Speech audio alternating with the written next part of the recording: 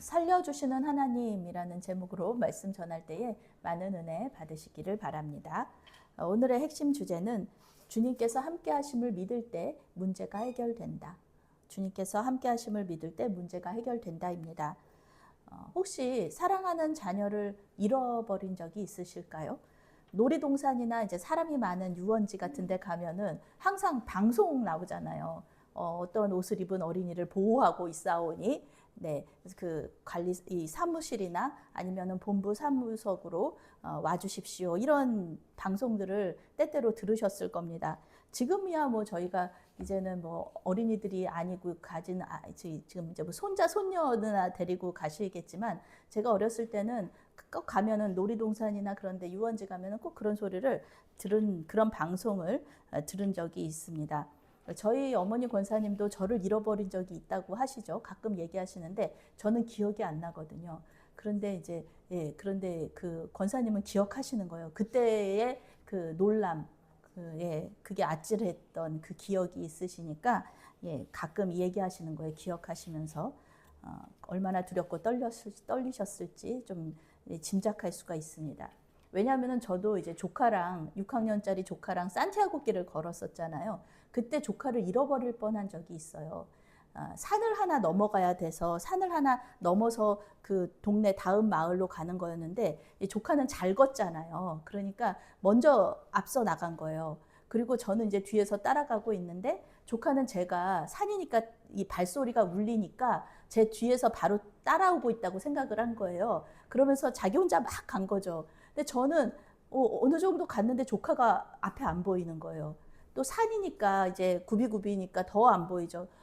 막 속으로 얼마나 걱정을 하면서 기도를 했는지 몰라요. 별별 생각이 다 들잖아요. 이 조카를 잊어버리면 어떡하지? 말도 안 통하는데 조카 이거 6학년짜리인데 이거 어떻게 하지? 여기는 또 시골 동네인데 경찰서를 가야 되나 어떻게 해야 되나 막 정말 막 마음이 너무 불안해가지고 조카를 막 부르면서 가고 있는데 가서 이제 산을 다 내려와서 저 앞에 이제 마을이 있는데 산에서 내려오면은 이렇게 벤치가 있어요. 산을 이제 마을을 내려다보면서 쉬는 곳이 있는데 거기 글쎄 앉아 있는 거예요, 조카가. 그러면서 아니 왜 그렇게 먼저 달려갔냐, 고모가 너무 걱정을 많이 했다. 그랬더니 이 조카가 하는 말이 뒤에서 발소리가 들려서 자기는 고모가 이렇게 쫓아오는 줄 알고 이렇게 속도를 냈다는 거예요. 근데 그래서 그때 정말 이 아이를 잃어버리는 게 얼마나 불안하고 걱정되고 또 마음이 힘든 건지 그때 제가 또 그 경험을 하게 되었습니다. 아이를 잃어버린 그 경험을 이제 그때 잠깐 제 조카지만 자식이면은 더 얼마나 마음이 힘들었을까 생각을 하면서 다시는 겪고 싶지 않은 경험이다라는 생각을 했습니다. 오늘 말씀에도 이 아이들을 잃어버리고 아내를 잃어버린 사람들의 이야기가 나와요. 다윗과 그의 부하들이 가족들을 잃어버렸다가 다시 찾은 이야기가 오늘 말씀입니다. 우리는 오늘 말씀에서 다윗이 어떻게 절망 속에서 소망을 가질 수 있었는지를 배울 수가 있습니다. 1절, 2절 말씀 함께 읽겠습니다. 다윗과 그의 사람들이 사흘 만에 시글락에 이른 때에 아말렉 사람들이 이미 네겝과 시글락을 침노하였는데 그들이 시글락을 쳐서 불사르고 거기에 있는 젊거나 늙은 여전들은 한 사람도 죽이지 아니하고 다 사로잡아 끌고 자기 길을 갔더라. 아멘. 이 말씀 속에서 소망을 발견할 수 있으실까요? 블레셋의 편에서 자기 민족인 이스라엘과 싸울 수밖에 없는 위기에서 겨우겨우 탈출한 이 다윗이 자기 부하들과 함께 집으로 돌아갔어요. 시글락 성으로 갔는데 성은 불타고 자기 집은 다 불타고 자기 아내와 자녀들은 전부 다 끌려간 거예요. 포로로. 이 이스라엘 평화, 그 전쟁터였던 이스라엘 평야에서 시글락 성까지는 3일이 걸렸습니다. 지금이야 뭐 금방이죠. 뭐 자동차 타면은 금방인데 예전에는 자동차가 아니라 거의 도보로 다녔잖아요. 우리 예수님도 그 신약 시대에 말씀, 그 예수님 시대에 걸어서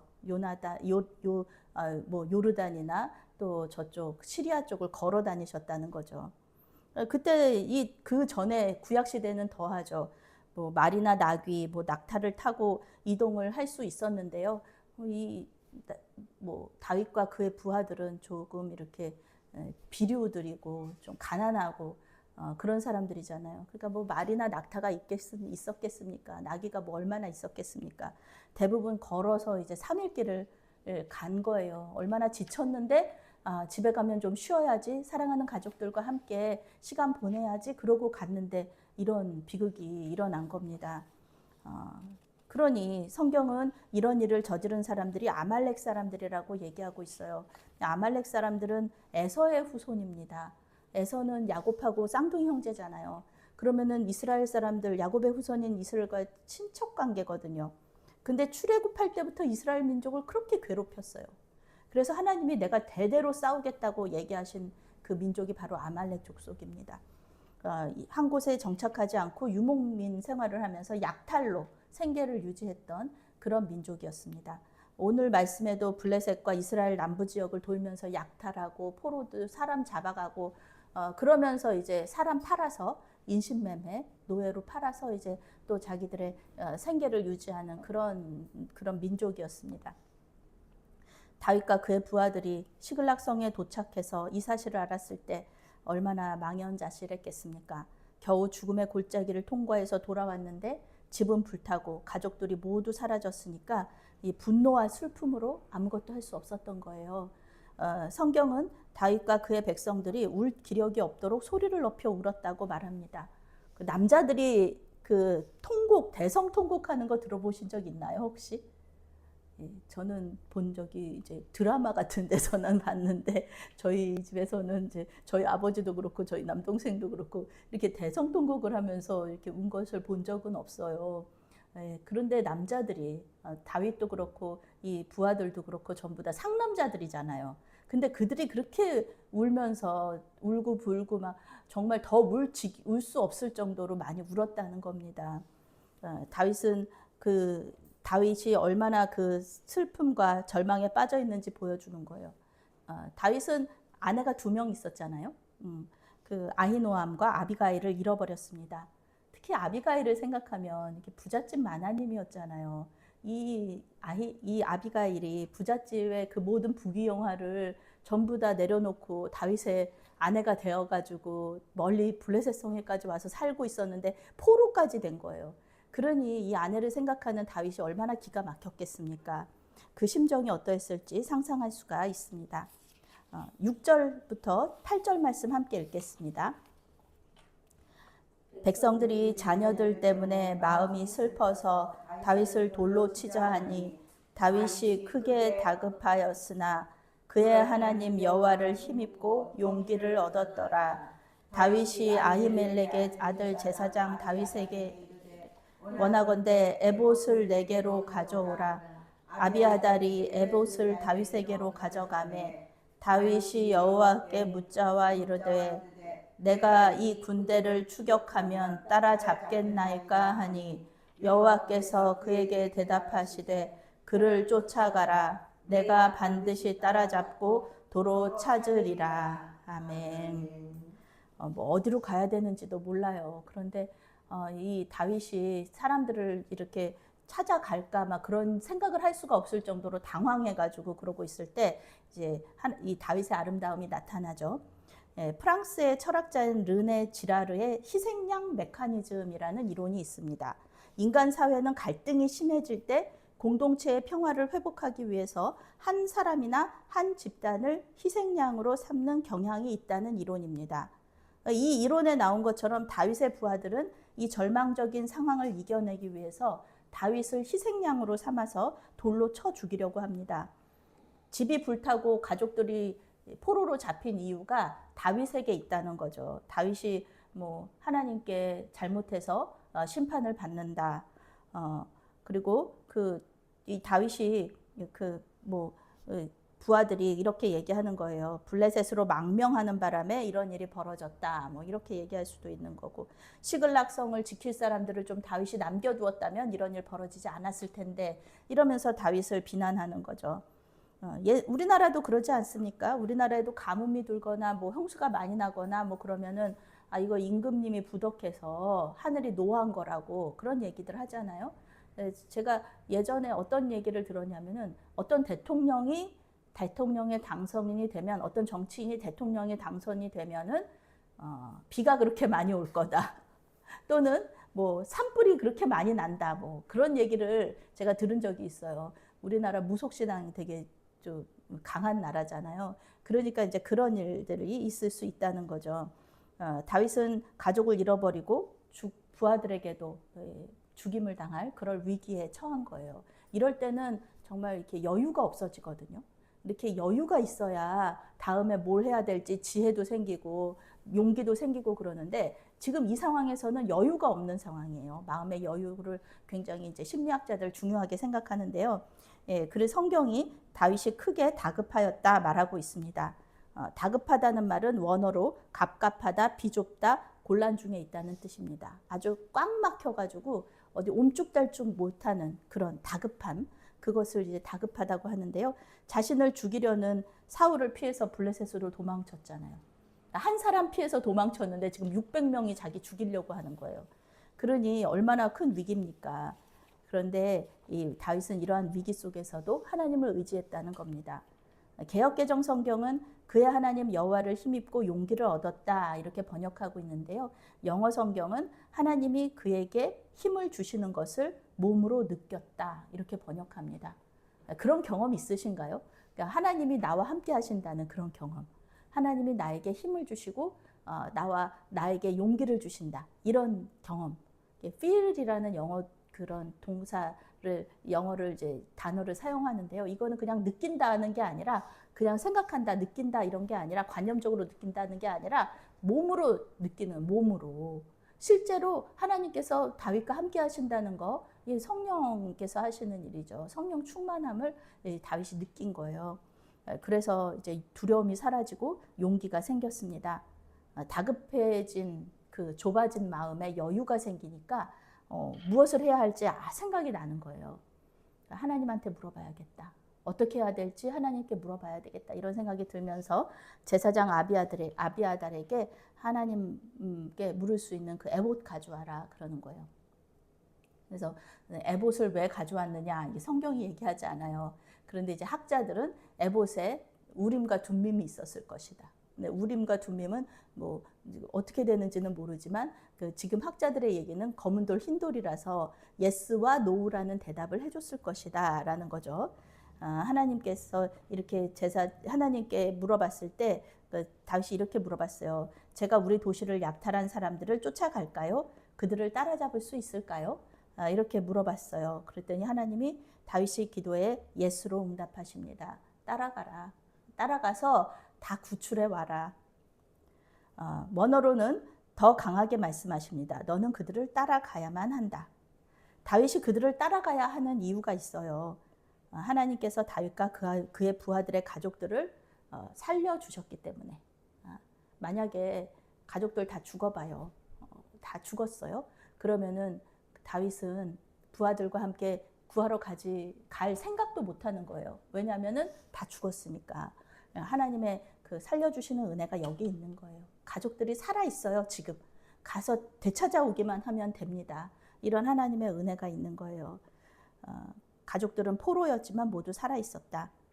그래서 다윗과 부하들은 가족들을 구할 수 있다는 소망을 가지고 아말렉 사람들을 전속력으로 뒤쫓기 시작합니다.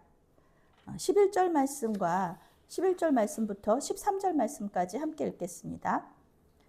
무리가 들에서 애굽 사람 하나를 만나 그를 다윗에게로 데려다가 떡을 주어 먹게 하며 물을 마시게 하고 그에게 무화과 뭉치에서 뗀 덩이 하나와 건포도 2송이를 주었으니 그가 밤낮 사흘 동안 떡도 먹지 못하였고 물도 마시지 못하였음이니라. 그가 먹고 정신을 차리매 다윗이 그에게 이르되 너는 누구에게 속하였으며 어디에서 왔느냐 하니 그가 이르되 나는 애굽 소년이요 아말렉 사람의 종이니 사흘 전에 병이 들매 주인이 나를 버렸나이다. 아멘. 다윗은 600명의 부하들과 함께 출발했어요. 그런데 이스라엘 평야에서 시글락까지, 또 시글락에서 아말렉 사람들을 따라가는 이 강행군이 사람들을 너무 지치게 한 거예요. 그래서 이제 200명이 남아 있기로 해요. 시글락성이 다 무너졌어도 그래도 어떤 물건들이 남아 있을 거 아니에요. 그 짐을 지키고 있기로 하는 거예요. 후방에 남는 거예요. 그리고 이제 400명만 또 전속력으로 달려갔습니다. 어디로 가야 될지 몰라요. 길도 모르는데 그냥 하나님이 가라고 그러셨으니까 그냥 가는 거예요. 찾아준다고 하셨으니까 가는 거예요. 하나님이 명령하시고 사람들이 순종할 때 하나님의 역사가 일어나잖아요. 하나님 말씀하셨는데 뭐 순종 안 하면 무슨 일이 일어납니까? 하나님이 그래 따라가라, 따라가서 찾아와라 이렇게 얘기하셨는데 다윗과 그 부하들이 아무것도 안 해보세요. 그러면은 못 찾아오는 겁니다. 하나님은 우리의 이 순종을 통해서 역사하시거든요.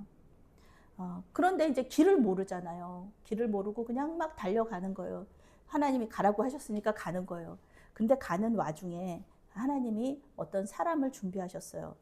그런데 이 돕는 손길은요, 다윗과 그의 부하들이 그냥 지나칠 수도 있는 기회였습니다. 지금 너무 마음이 급하잖아요. 빨리 한시라도 빨리 내 가족들 구해야 되잖아요. 근데 보니까 누가 쓰러져 있어요. 어떤 소년 하나가 다 죽을 사람이 쓰러져 있어요. 그걸 발견한 거예요. 그대로 지나쳤다면은 이 소년의 도움은 받지 못했을 겁니다. 다윗은 죽어가는 소년에게 물과 먹을 것을 주어서 살려주었습니다. 지금 가족들을 구하러 한시라도 빨리 가야 하는 와중에 죽어가는 소년에게 시간을 할애하는 거 어려운 일입니다. 그런데 이스라엘의 왕이라면은요, 한 사람의 생명 소중하게 생각해야 돼요. 한 영혼이 귀합니다. 우리 교회는, 우리 교회 같이 이렇게 작은 교회는 한 영혼이 얼마나 귀합니까? 우리 안집사님 매주 이렇게 나오셔가지고 예배하시고 또 돌아가는 길 거의 2시간 가까이 돌아가시는 거, 집으로 돌아가는 길 너무너무 감사하죠. 한 영혼 이렇게 소중하게 생각해야 됩니다. 다윗은 왕이 되기 위한 하나님의 시험을 또 한 번 통과합니다. 이 소년은 아말렉 사람들이 병들었다고 버리고 간 이집트 노예입니다. 이집트 사람이 어떻게 유목민인 아말렉 사람의 종이 되었는지 성경은 그 자세한 얘기를 해주지 않아요. 얼마나 근데 비극적인 얘기입니까? 어린 그 이집트 소년이 아말렉 사람의 종이 된 이야기. 그 성경은 이야기해주지 않지만 이 성경 안에는 정말 많은 사람들의 삶의 이야기가 들어있는 겁니다. 모든 일이 하나님의 섭리 가운데 이루어졌고요. 그리고 다윗에게 도움이 되었습니다. 다시 살아난 소년은 다윗과 그의 부하들을 아말렉 사람들에게로 인도하는 길잡이가 되어줍니다. 17절 말씀, 18절 말씀 함께 읽겠습니다. 17, 18 다윗이 새벽부터 이튿날 저물 때까지 그들을 치매 낙타를 타고 도망한 소년 400명 외에는 피한 사람이 없었더라. 다윗이 아말렉 사람들이 빼앗아 갔던 모든 것을 도로 찾고 그의 2 아내를 구원하였고. 아멘. 아말렉 사람들은 아말렉 사람들대로 이제 축제예요, 축제. 얼마나 많이 낙타를 했는지 몰라요. 먹고 마시고 춤추고 있었는데요. 이때 다윗과 그의 부하들이 쳐들어간 거죠. 꼬박 36시간 이상을, 36시간 이상을 전쟁을 했습니다. 그리고 가족들을 모두 구원하고요. 약탈당했던 모든 재산을 되찾았습니다. 성경은 아말렉 사람들이 뭐 몇 명이었는지 정확한 숫자를 얘기해 주진 않아요. 그런데 그때 당시에 낙타가 굉장히 이 부유함의 상징이었잖아요. 오늘날로 따지면은 뭐 벤츠나 뭐 이런 귀한 자동차거든요. 탈 것이거든요. 근데 그것을 탄 400명이 400명 외에는 도망친 사람이 없었다. 그러니 아말렉이 얼마나 크고 놀라운 그 재산을 가졌던 사람들입니까? 근데 이 400명이 가서 이 더 많은 사람들을 다 죽이고 400명이 도망쳤다는 겁니다. 하나님께서 도와주시지 않았다면 절대로 이길 수 없는 싸움이었다. 그래서 하나님께서 말씀하신 대로 다윗은 아말렉을 따라잡았고 빼앗겼던 모든 사람들과 재산을 되찾았습니다. 거기다가 더해서 이 전리품이 있잖아요. 전리품.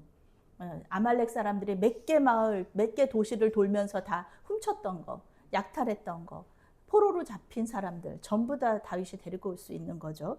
다윗은 이 전쟁을 통해서 이스라엘 왕으로 등극할 수 있는 이 정치 자금을 얻게 돼요. 정치하는 분들 정치 자금이 많이 필요하다고 하잖아요. 이 정치 자금을 마련합니다. 23절부터 25절 말씀입니다. 다윗이 이르되 나의 형제들아 여호와께서 우리를 보호하시고 우리를 치러 온 그 군대를 우리 손에 넘기셨은즉 그가 우리에게 주신 것을 너희가 이같이 못하리라. 이 일에 누가 너희에게 듣겠느냐. 전장에 내려갔던 자의 분깃이나 소유물 곁에 머물렀던 자의 분깃이 동일할지니 같이 분배할 것이니라 하고 그날부터 다윗이 이것으로 이스라엘의 율례와 규례를 삼았더니 오늘날까지 있더라 이르니라. 아멘.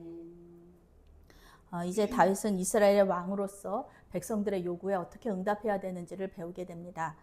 지금 200명이 남아 있었잖아요.